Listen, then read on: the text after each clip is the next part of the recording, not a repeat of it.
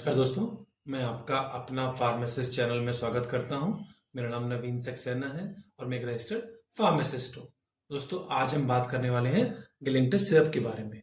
मैं आपको बताऊंगा गिलिंटस सिरप के यूजेस के बारे में, डोजेस के बारे में, क्या क्या साइड इफेक्ट हो सकते हैं गिलिंटस सिरप के यूज के दौरान, और गिलिंटस सिरप कैसे काम करता है, उसमें क्या क्या मेडिसिन होती हैं, और आपको क्या क्या प्रिकॉशन लेनी चाहिए गिलिंटस सिरप के यूज के दौरान। गिलिंटस सिरप एक 100 ml के पैक में आता है। एक कफ सिरप है जो ड्राई कफ और वेट कफ दोनों में काम करता है।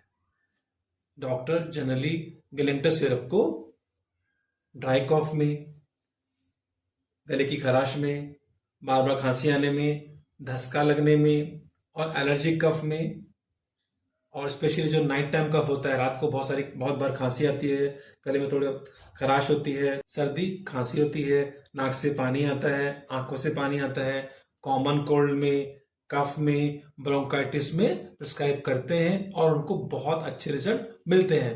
गिलिंटस सिरप एक बहुत ही जाना माना ब्रांड है और हर जगह अवेलेबल होता है। मैं आपको दिखा देता हूँ गिलिंटस सिरप की बॉटल। एक कांच की बॉटल होती है और ये 100 ml का पैक होता है जिसका प्राइस है 115 रुपये। ये देखिए, ये गिलिंटस सिरप की बॉटल है। मैं आपको बताता हूँ गिलिंटस सिरप को जनरली किस डोज में डॉक्टर प्रिस्क्राइब करते हैं। गिलिंटस सिरप को 5 ml दिन में 3 या 4 बार लेने की सलाह दी जाती है।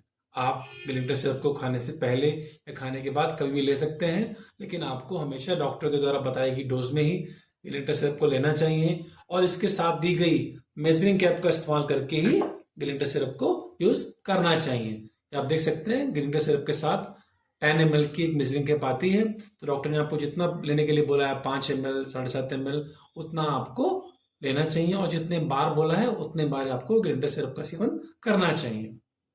अभी आपको बताता हूँ गिलिंटस सिरप के यूज के दौरान क्या क्या साइड इफेक्ट हो सकते हैं। आपको चक्कर आ सकते हैं, आपको धुंधला दिखाई दे सकता है, आपका मुंह काफी सूख जाता है और बहुत प्यास लग सकती है, नौशिया हो सकता है, आपको वॉमिटिंग जैसी फीलिंग हो सकती है, सर में दर्द हो सकता है, आपके पेट में गड़बड़ हो सकती है, पेट दुख सकता है या कभी कभी डायरिया भी हो जाता है। और अगर आप इन गिलिंटस सिरप की जो मेडिसिन है उनसे आप एलर्जिक हैं तो आपको कुछ स्किन पर रैश भी हो सकते हैं और एलर्जिक रिएक्शन भी हो सकती है।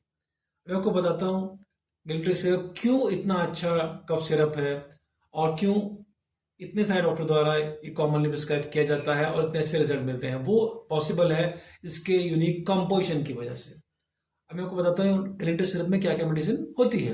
देखिए, गिलिंटस सिरप में होता है dexamethasone, chlorpheniramine maleate, guaifenesin and ammonium chloride.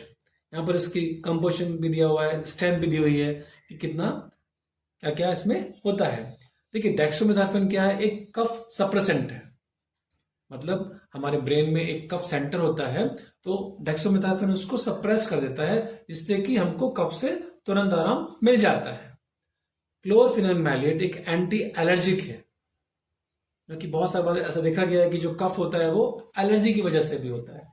तो क्लोरफेनामिन मैलिएट जो है एंटी एलर्जिक है, जो हिस्टामिन के रिलीज को बंद करता है। और जो एलर्जी वाला कफ है और जो एलर्जी के सिम्टम होते हैं, इसमें नाक बहना, सर्दी होना, कफ होना, उससे भी आराम दिलाने में बहुत मदद करता है।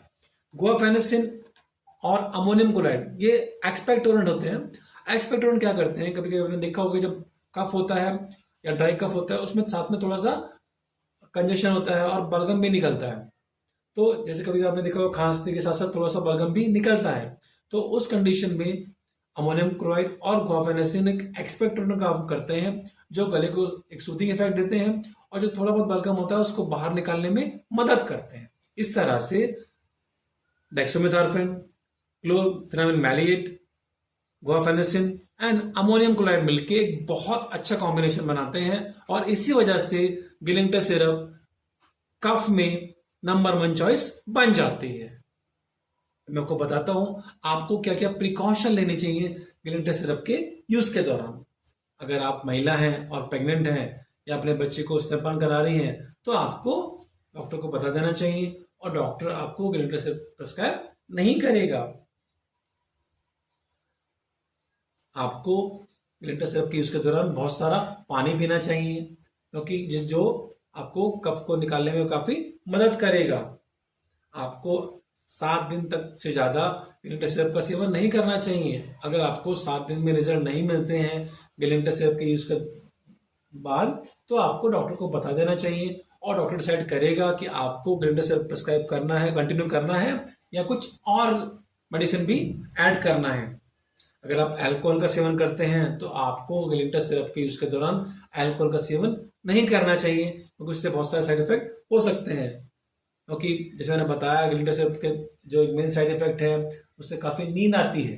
अगर आप अल्कोहल का सेवन कर लेते हैं तो आपको बहुत ज़्यादा सेडेशन हो सकता है, बहुत ज़्यादा नींद आ सकती है, जो काफ़ी खतरनाक भी हो सकता है। आपको गिलिंटर सिरप के यूज़ के दौरान ड्राइविंग नहीं करनी चाहिए, क्योंकि आपको हो सकता है कि आप स्लीपी फील करें, ड्राउजी फील करें, और ऐसे में एक्सीडेंट होने के चांसेस बढ़ जाते हैं। और साथ में आपको ऐसी कोई मशीन का यूज़ भी नहीं करना चाहिए जिसमें आप काफ़ी अटेंटिव होना पड़े, क्योंकि हो सकता है गिलिंटर सिरप के यूज़ के दौरान आपको काफ़ी नींद आए और ऐसे में एक्सीडेंट होने के चांसेस बहुत बढ़ जाते हैं। अगर आप डेक्सामेथासोन से, सीपीएम से, क्वाफेनिन से या अमोनियम क्लोराइड से एलर्जिक हैं, तो अभी आपको गिलिंटर सिरप का सेवन नहीं करना चाहिए। आपको सदैव गिलिंटर सिरप को अपने डॉक्टर द्वारा बताई गई डोज में ही, और डॉक्टर ने जितने दिन लेने के लिए बोला है उतने दिन ही गिलिंटर सिरप का सेवन करना चाहिए। और अगर आपको साइड इफेक्ट होते हैं तो आपको तो डॉक्टर को बता देना चाहिए। जनरली गिलिंटर सिरप को 12 साल से नीचे के बच्चों में नहीं दिया जाता है। मैं आशा करता हूँ आपको गिलिंटर सिरप के बारे में ये जानकारी अच्छी लगी होगी। अगर ये जानकारी आपको अच्छी लगी है तो प्लीज़ इस वीडियो को लाइक करिए, शेयर करिए, और मेरे चैनल आपका अपना फार्मासिस्ट को सब्सक्राइब भी करिए। धन्यवाद।